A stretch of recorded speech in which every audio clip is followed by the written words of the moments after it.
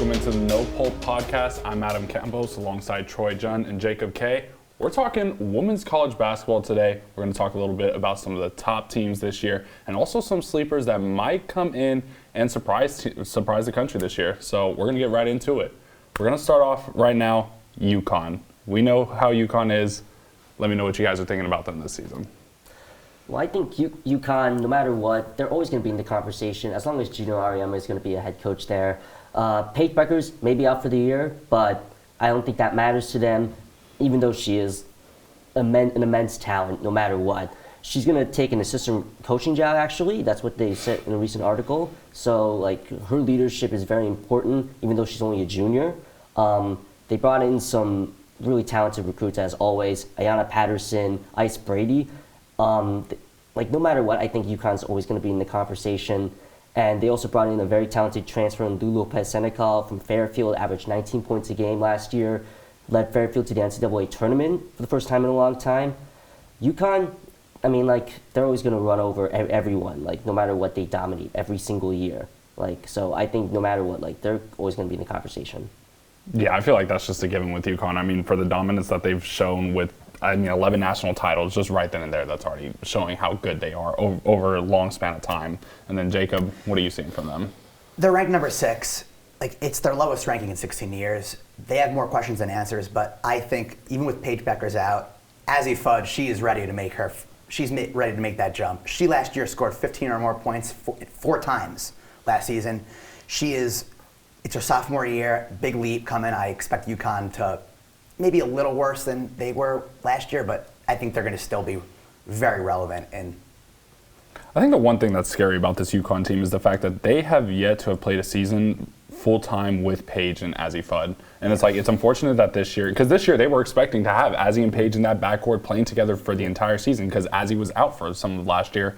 So with Azzi now coming in, she was able to get a little bit of a flow last year towards the end of the season. Now she's coming in, she's going to be taking that leader role. I think it's going to be interesting to see how she does in leading this team, which I don't think she's going to have a problem with it.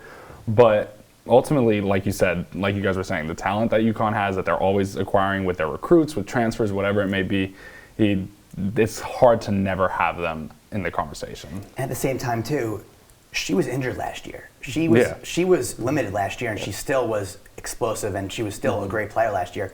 So imagine how she's going to be this year when she's fully healthy and ready to lead this team. And that's exactly what I'm looking forward to seeing her from. Here's the scary thing about UConn. They made the national championship last year. They were the 2 seed in their region. They had a sort of a down year in terms of their standards, and they still made the national championship. Paige only played 17 games last year, and they still made the national championship. This team is scary no matter what. I don't think you can ever count them out, especially in March. There's a reason why I pick them every year in the women's bracket, because they're a guarantee at least to make the Final Four, no matter what. Easily. That's the scariest thing about them, is that no matter what, they're a threat in March. The only thing that concerns me is the fact that they don't have Paige. When you're missing a player of that kind of caliber, who has that hype, who has met that hype all the time, and also too just the way that she plays and being able to play as a 3-level scorer, playing as a true point guard as well, just everything that she does on the floor, it's really hard to replace that. Even as good as the recruits that they have, especially with Azzi coming in and for her sophomore year and stuff like that, it's hard to replace a generational player like Paige. So I guess when you don't have her in that backcourt and you don't have her on the court this season, it is going to be tough to try to replace that. But again, it's UConn, like we've been saying. UConn, they're going to be doing their thing. So for me, I'm hopping on the bus with them. Same thing here. I think they're going to be a contender. For the very least, I think I can expect them to at least make the Final Four.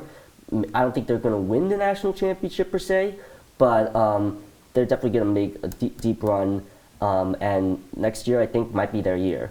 Maybe not this year, but Gino, with the coaching from Gino Auriemma, as he's supposedly making that big jump, they're gonna make the Final Four at the very least, and maybe win it this year. But I think next year will be their year. I'm gonna echo what you said, Adam. They're UConn. They're gonna be. They're here. They're here to stay. Yeah. Exactly. UConn's always got a dynamic team. So now we're going to go in and we're going to talk about a team that's kind of just been on the rise over these last few years, especially with who they have leading them at the guard position. Iowa, Caitlin Clark. How are you guys looking at them this year? Caitlin Clark was easily probably the best player in the nation last year. Like every time you turned on a women's college basketball game, they always talked about Caitlin Clark.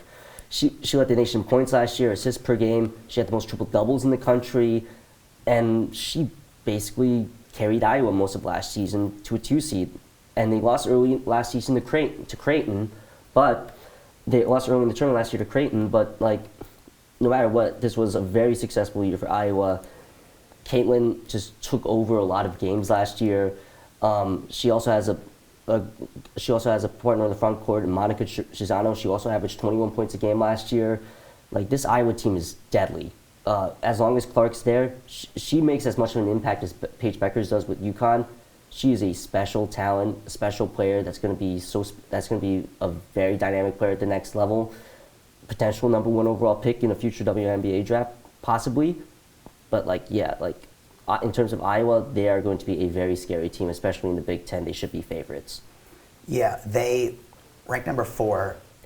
Tough loss last year to Creighton like crazy. When Jensen drained that three-pointer with 12 seconds left, like an absolute stunner. But all 5 stars are returning this year for them. Last year they ranked number 1 in field goal percentage, number 1 free throw percentage, number 2 in scoring, and number 3 in assists.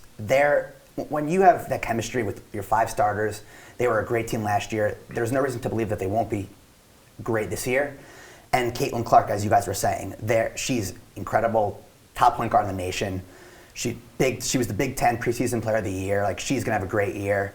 Started all 32 games last year, so she's durable, healthy. She's a good player. And also, the one I would say thing I would watch for Iowa is that they have a tough schedule this year, but it's gonna only test them for the tournament, and it's only gonna help them take it further into the tournament and maybe make it to the Final Four, or potentially. I want to take a look at their schedule real quick. It's tough. Because, when you got in NC State, Wisconsin, Iowa State, Illinois, let's see who else.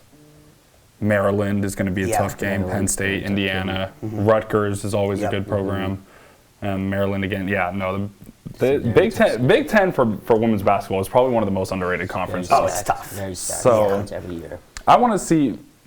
The thing about Iowa, I think, even though that they're returning all 5 players, when you got teams like those UConns, like South Carolina and stuff like that are even bringing back these star players that they have and bringing in the new recruits, I think it's just tough for a program like Iowa to actually be able to compete against these top teams. And even while you got Caitlin Clark, to me, she's probably the top player in the country, with 100%. And like her playing style is so unconventional. At least from a regular basketball standpoint, it's a really unconventional style of play. She's plays pretty similar to Curry. Like, not just to say that because I'm a Warriors fan, whatever it may be.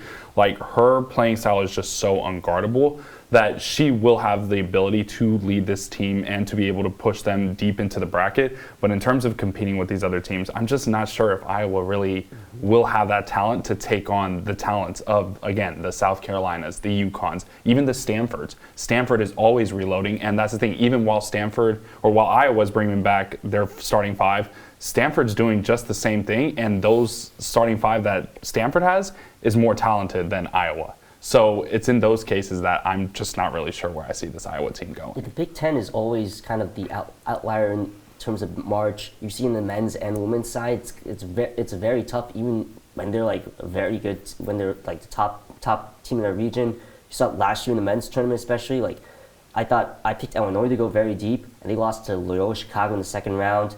It's just always tough for the Big Ten. Like, even though you always see them as like the most stacked conference, the best conference. And they just always kind of fail to disappoint in March, and that could be the same thing for Iowa in women's basketball this year. Even with Clark, it's just gonna be really tough, like, because you just never know in March. That's the thing, and I do think Iowa can make a deep run, but like it just depends on what teams are in their region, and if they can stack up to these other teams like South Carolina and UConn. That's just the only question. It's just a lot of uncertainty. But in my opinion, I think Iowa's going to make a very deep run. Also, adding to what you said, another question I have for them is that their defense, last year they ranked 99th. Not great.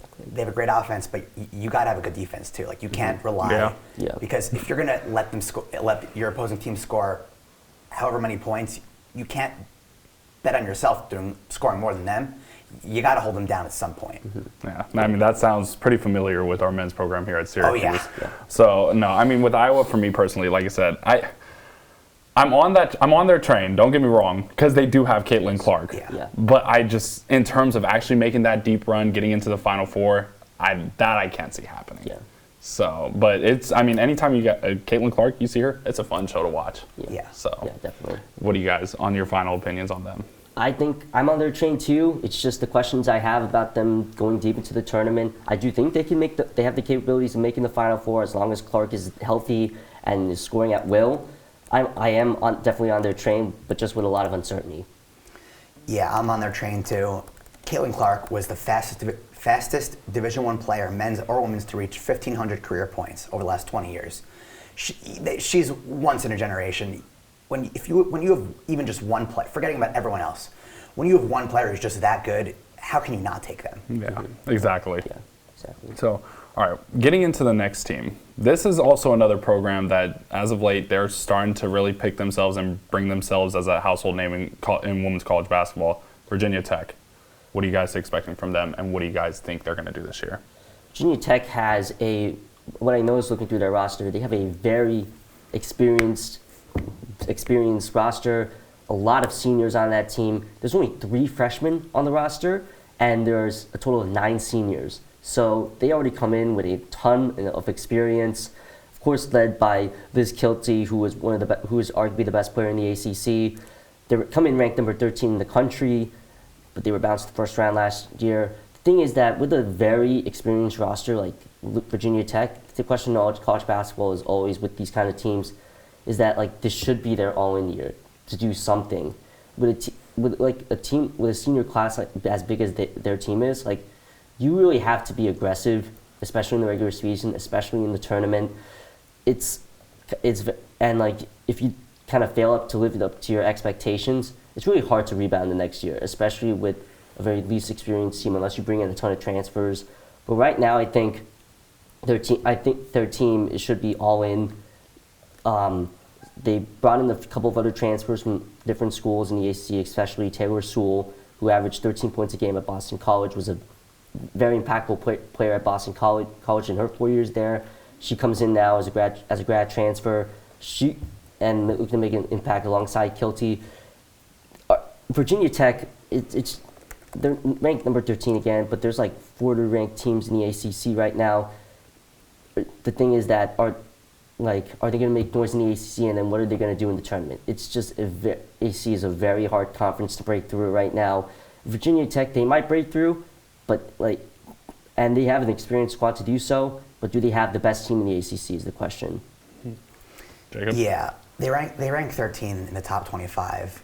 They lost last year to the Florida Gulf Coast University in the first round, 84-81, close game. That 12-5 seed, you always see upsets there. You're used to that. Yeah.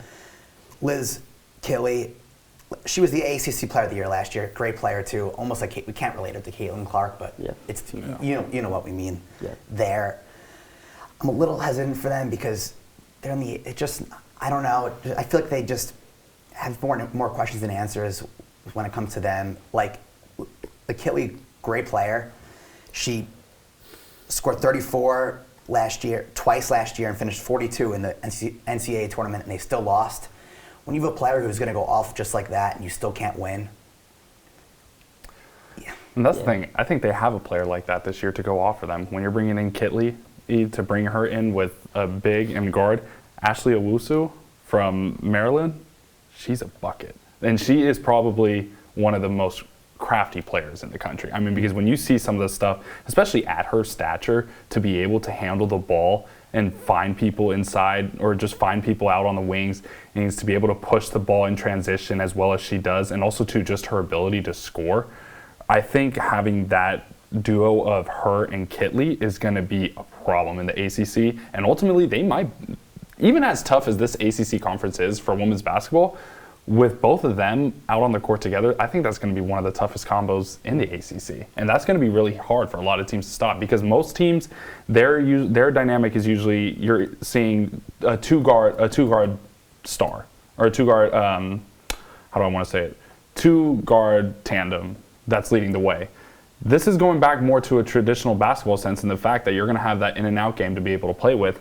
And with the talents of Kitley, Owusu, I think that's going to be pretty tough for a lot of ACC teams to stop. And also, too, this team is very guard heavy. So not only that, when you have a presence like Kitley and you have the guards that they have on their team, they're going to be able to play in transition a lot. And I think they're going to have the opportunity to be one of the fastest teams in the country as well. And ultimately, when you have a team that could play really well in transition, that's pretty tough to stop. So when I'm looking at it, I think I really like Virginia Tech this year. Even in as tough of a conference as ACC is, I think they're going to be a team to really try and get their thing this year. Yeah, they're not an easy win on anyone else's schedule, obviously. The thing, bringing in a talent like Owusu with her, I mean, resume, a former third-team All-American, former Big Ten tournament MVP, coming from Maryland, of course, which is a top program in the Big Ten. That's a big transfer for them. I do think she will make an impact. And just again though, I don't know. It's just very tough for me to get on their train with teams like Louisville, NC State, North Carolina, Notre Dame, arguably better teams than them right now. Right now, I can only see them, I guess, finishing as high as 4th or 5th in the ACC. Maybe they make noise.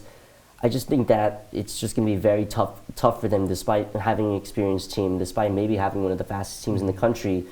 It's just going to be. I just think it's going to be very tough for them to face all these other ranked teams in a year which it should be their all in year, but really it's when you don't have that kind of youth that proven youth to come out, because I think that if you're going to have a team that's very experienced, you need to have that youth to help out that's going to step up for next year.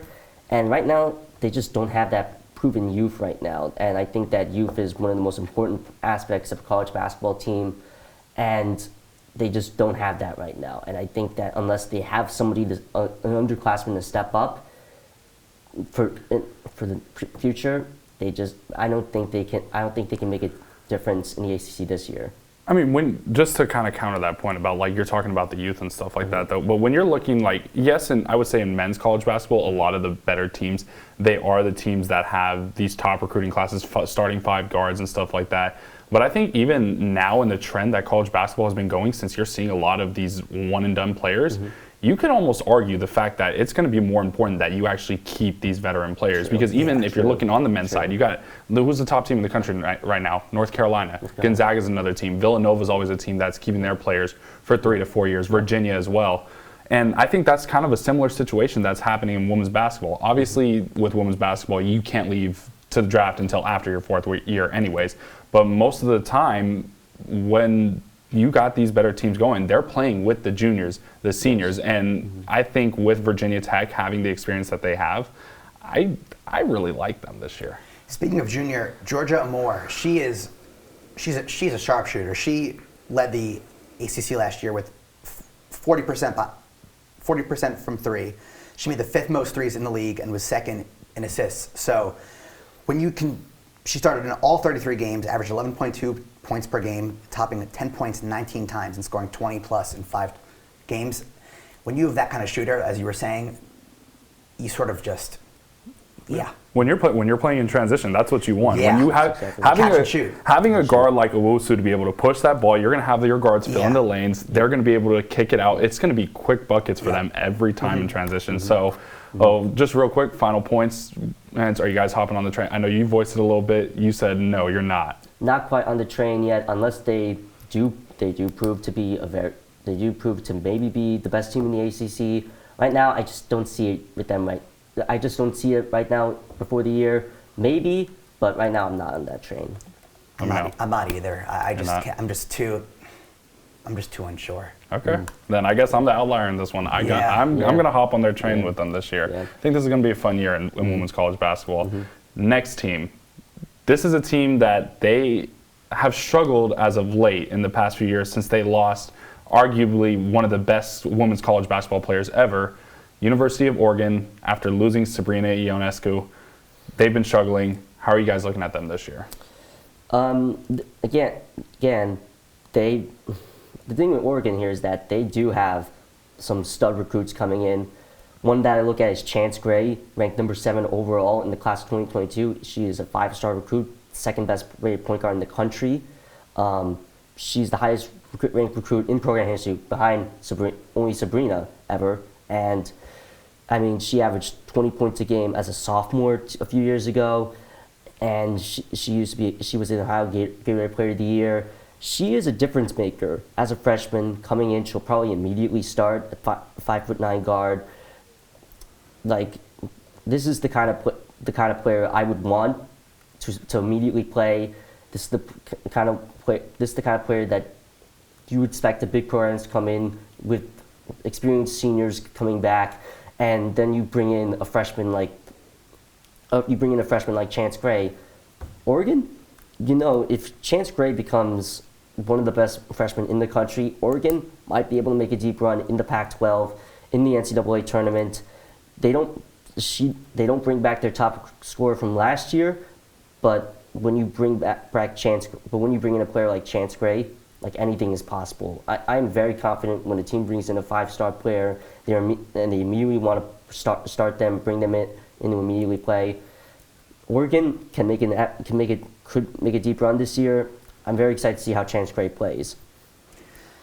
Yeah, tough year last year. Big disappointment. They're ranked number 20th by the Associated Press so far. They only 1 star is returning from last year, so you got to build on that chemistry. So it might take a little while for them. Mm-hmm. They were 20-12 last year. Not bad, obviously. Not great. Like, Pac-12's tough. Exactly. Pac-12 is tough. So very tough. You have head coach Kelly Graves, 9th season. So he obviously knows what he's doing there because he's still there for 9 years. They won, in Kelly Graves' tenure, they've won 20 or more games 6 out of his 8 previous seasons. So he's a good coach. Great coach there.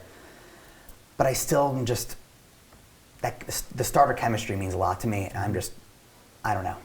I mean, when you got 3 of their main players coming back, you got Tahina Paopao, you got Sedona Prince, and India Rogers, whereas they accounted for over 40% of Oregon's scoring last year. And you're bringing them back, and you're bringing in the talent that, with, like you guys said, Chance Gray. You got also Grace Van Sluten, who's also the IMG product. Yeah. She was number 13 in this recruiting class. She's 6'3" and she was the 4th ranked forward in the nation. Anytime you bring in that kind of size as well to go with the stature of Sedona Prince, and also that guard combo of having Chance Gray and Tahina Paopao.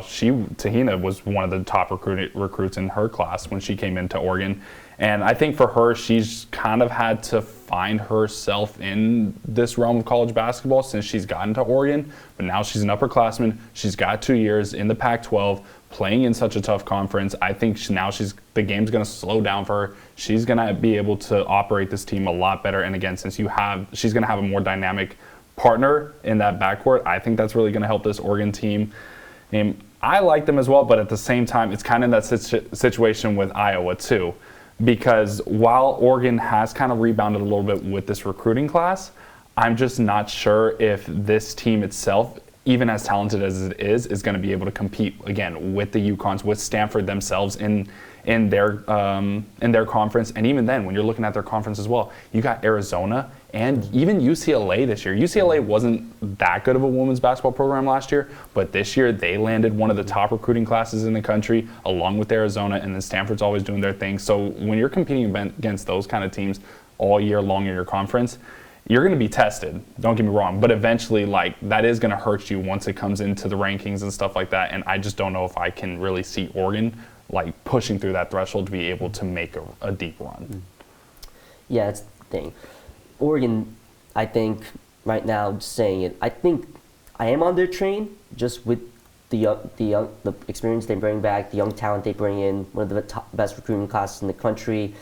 If Chance Gray turns out to be the player we all expect her to be, I think the sky's the limit for them. I think, do they surpass Stanford though?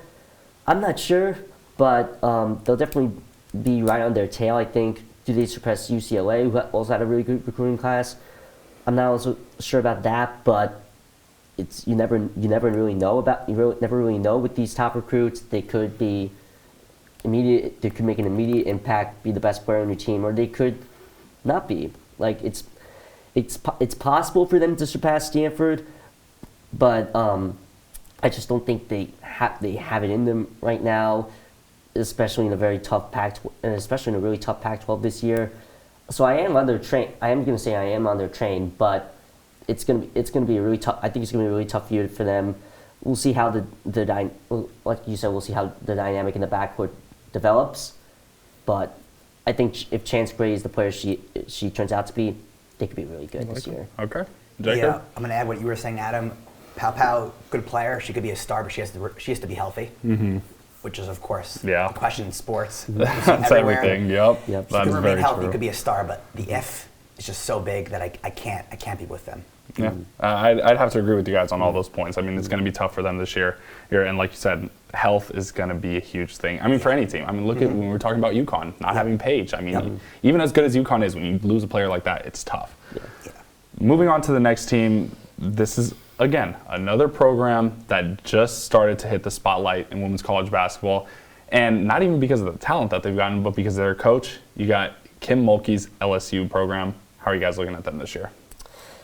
LSU bringing Kim Mulkey, a coach who had like the most dominant run in college women's basketball like ever with Baylor. That 40-0 season I still really distinctly remember with Brittany Griner, and like she's coached some of the best talent in college women's basketball in a very long time.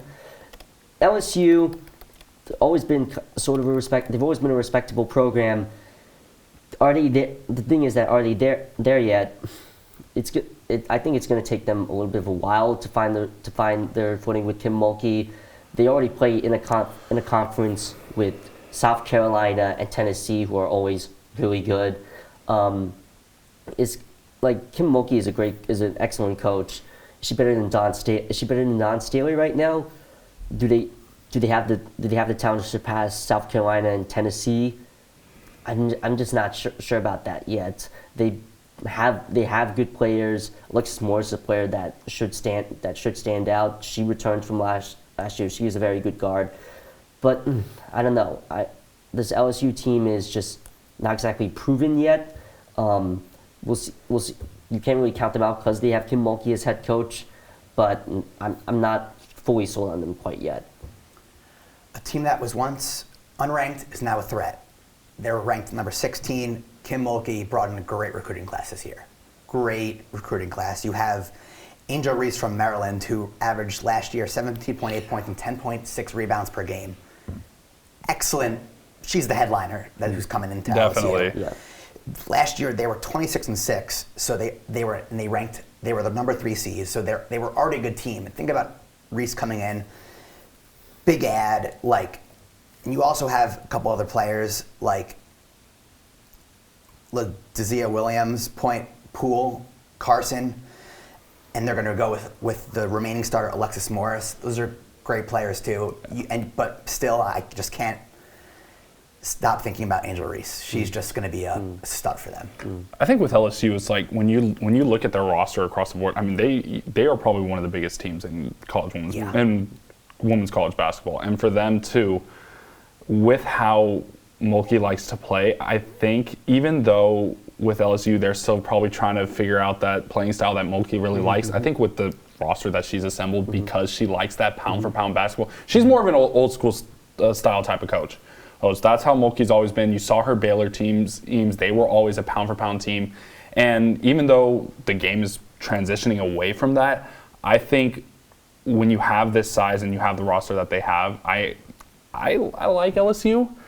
It's, again, that question of putting it together. Are they going to beat those South Carolina? Are they going to beat South Carolina, Tennessee, and stuff like that? I think they'll be competing. I like LSU. And, again, when you have a coach like Kim Mulkey leading the way, she's got a decorated resume herself. I know some stuff in terms of outside of basketball have been very controversial with her as of late. I don't know if that's going to hurt her at all in terms of chemistry with her players and stuff like that. Maybe it does. Maybe it doesn't. I feel like that's something that we're going to have to find out once the season comes. But ultimately, when you just leave all of that stuff out, you have a coach with this kind of talent, especially you were talking about Angel Reese. That's unfortunate for Maryland, all the players that they lost. But for these teams, these are huge pickups for them. So LSU, I think they got a good shot in making a deep run this year. Yeah, I can see what you're saying about Angel Reese. I think she can be a very dynamic player. I think LSU as a team can be very good, especially under a coach like Mulkey. I'm just not on their bus right now with as long as South Carolina and Tennessee are basically running the conference at this point. LSU could make a run in March if they don't have to play any really tough teams. But in the SEC, like as long as you have South Carolina running the show and Tennessee being basically the second team behind them, I think it's just gonna be really tough. I think it's just gonna be really tough for them to really break through against those two teams. But if Angel Reese turns out to be really good as she was at Maryland, they easily could. But right now, I'm just not on their bus right now. So far we're split. Adam, I'm going to have to take your side here. Angel Reese averaged a double-double last year. We could say Pound for pound. That's dominant. That's what Mulkey likes. She likes those dominant players. That's dominant. How do you not take them? Oh, that's a good point. All right, getting to the next team, we got Iowa State. What do you guys see? What are you guys expecting from them? Iowa State, they bring back their top scorer last year, Ashley Jones. She averaged about 20 points a game last year. She's a second-team All-American last year. One of the best guards in the country. Sorry, not guard. She was the top small forward in the country last year, given the Shell Miller Award. And again, as long as you have that star player in college basketball, like Ashley Jones, I think a team can go very far. They're right now the best. They're probably I think they're the second highest ranked Big 12 team right now behind Texas. They have a longtime head coach, Bill. I can't remember his name right now. Let me just. Don't worry about it. But he's been there for about 20 years. Built them up to a very respectable program. And this year, why not take? It's Big 12. The Big 12 is always a very tough conference with Texas and Baylor, always there. Iowa State, they come in top 10 in the nation. So definitely, most of college basketball, women's college basketball is behind them. They're very confident in them. Right now, I think they're probably the second best team in the Big 12. But when you have a player like Ashley Jones, 20 points a game last year, super dominant in the front court, they bring back I think a few their top scorers behind Jones as well. Super good, really good team. Why not can they make a deep run this year? Could be their year. Yeah, they're ranked number 8. They're second highest ranking in program history. They got all 5 stars returning. They're a great talent, fun team. They're making TikToks together. That good team chemistry. Oh yeah. The one transfer that they got was 6'6" forward Stephanie Soares. She's gonna help them with defense easily. She's gonna pair well with Morgan Kane. So they're gonna have a great front line, very intimidating, and also they got a very good backcourt too in Emily Ryan and Lexi Donarski. She was the defensive player of the year in the Big 12. And a 37.1% three-point shooter. So they got a fun team, good fun chemistry. If you're making TikToks, how can you not be on their side? Just having fun with it, exactly. Yeah, exactly. No, Iowa State, when you're looking at their, kind of going on more of a statistics-based approach on them this year, they were one of the top shooting teams in the country last year too. And so I think, honestly, when you have a team that can shoot, you're bringing back a lot of players as well. Again, that's just typically how it goes in women's basketball. You're able to build that chemistry and stuff like that. Iowa State, I think they're going to be a tough team to play with. That's the only thing. But when it comes to women's college basketball, is that because you have so many teams that have been dominant for so long, that are getting the talent that they get, again, like we've been talking about with Carolina, Stanford, or UConn and stuff like that. It's just tough to see these other programs, even with as good of the teams that they may have built, it's tough to see them actually compete against the top dogs. And for Iowa State, even while they, again, bring back a lot of their team, having one of the top shooting teams in the country, bringing back Jones, I don't know if I could get on their train. Interesting. Well, I think that if you have a really good three-point shooting team, I mean, across the board, like their team basically they had 4 players shoot over 40% from three. That's special. Like if you have like 4 different players basically shooting 40% from three, I don't know what to say. That's really dominant. And when you have a player like Jones who can shoot the ball, who can score at will, who can rebound as well, and when you have a guard like Emily Ryan who averaged 7 assists last year, basically like this team is really well balanced. They have a good front court as well. A player like Jones, just a really good supporting cast already around an elite player like Jones. Like I'm on their train. They're just a really well balanced team who can shoot, who can defend, and they have a player who can just score anywhere on the floor. I think they're really special. I think I'm on their train this year, actually. Yeah, so I'm going to sort of mention what we've been harping on all day long so far, which is the team chemistry. When you have good chemistry, all 5 stars returning, a fun team, as I was saying before, I got to be with them again. I feel like in basketball, you have 5-on-5.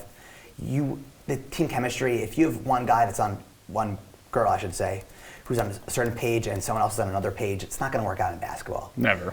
So if they're all together, they're making TikToks, they're having fun, they're practicing, they're having fun. You riding with that TikTok, aren't I you? am, because I just think it's just fun. It's just fun. Mm-hmm. You know what? I'm going to take your word for that TikTok because that's how I was seeing our Syracuse women's program playing, and they were doing that all at media day. So who knows? Maybe that chemistry is really going to come into play. Yeah. So talking for our last team, this is a team you rarely ever hear in women's basketball. South Dakota State, reigning WNIT champions. I mean, that's still, even though they didn't make the tournament, winning the NIT, that's still a title team. How are you guys looking at them this year? Aaron Johnston has been their head coach since they were a Division II program, and they've been in the tournament 10 different times. So he knows what it's like to help a team get there to the tournament. They have a player in Maya Sealand who's a former Summit League Player of the Year. A really good solid player. Doesn't score a lot, but can rebound and assist as well. And she missed a little bit of time last year, but was still probably the best player on their. She was a lot better actually when she won Player of the Year a few years ago. Last year she kind of took a step back because of her injury, but she was still very solid. They have a player like Paige Meyer who was really good as a freshman last year. Now has a little bit more of experience as a guard. Like they don't start a lot of freshmen. She was the first freshman to start since Maya Sealand was a freshman in 2017-18. She was the best passer on the team. South Dakota State just a really solid program. Again, like it said, they were very sneakily in the top 25, 23rd ranked in the country. They can definitely make some noise. Like if they're say a 12th seed in the tournament, like I'm picking them. Really? Yeah. I could pick them. Like if they're a very respectable mid-major program, very well coached. They only missed out on the tournament last year because they lost in the Summit League championship. Because basically, like in a very small conference like the Summit League, like you basically have to win your conference tournament just to make the NCAA tournament. Mm-hmm. I think they're already like a very good team enough to win out in their conference tournament. A few years ago, they actually made the NCAA tournament, even though they lost in their quarterfinals because they were already really good. Like they only lost one conference game last year. They probably arguably got snubbed out of the tournament last year. But winning WNIT, big deal for them. Big win for big deal for their program. They could eat. They're already in the top 25 this year. Hey, like if they win their conference tournament, they're easily a threat. Okay. Ranked 23, first time ever in their program when they were ranked in the preseason. They're returning 6 of its top 7 scorers from last season. So you got Maya Sealand. She's been dealing with some injuries past couple of years. So as we hopped on earlier, injuries, obviously you got to stay healthy. But She's averaged 14.2 points last year, 4.9 rebounds and 3 assists, which ranks second. Like, you got Paige Meyer and Peyton Bruckard, both Summit League preseason first-team selections, and you got Tori Nelson, who are also back for the Jackrabbits. So you have a good teams, a couple returners. You got your top scorers are back. They didn't make the NCAA tournament last year. I don't know. You're not really feeling them. I could just see it from that tone. Like even though they got their scores. I'm just not like. They were 29-9 last year, great season, but they came out of nowhere. But like, you have these other teams who are so much better than them. I'm going to keep my opinion quick on them, but when you have them playing against, to start off in the battle for Atlantis with Creighton, Lehigh, Mississippi State, UCLA, honestly, I think we're just going to get an idea right there of whether they're going to be able to compete or not. If they are not able to compete against these teams and they struggle in battle for Atlantis, I can't really see them doing anything with it this year. So getting to our last topic, we're going to keep this quick, but we want to hear it. Who do you guys have winning getting into the Final Four, and who do you have as your national champions this year? I think my Final Four is South Carolina, Iowa, UConn, and actually sleeper team Creighton here. They beat Iowa last year. They returned their top 3 scorers from last year. They can. I think they're I need to pick a Cinderella team. And why not Creighton? They're also ranked. I'm pretty sure they're also ranked to begin the year. They're ranked 21st right now. Actually, like they shocked a lot of people beating Iowa last year. Really impressive team. They're a very sleeper team this year. They can easily make the Final Four, but honestly, I think my national champion is South Carolina, defending national champions. Don Staley is the coach. Aaliyah Boston's back.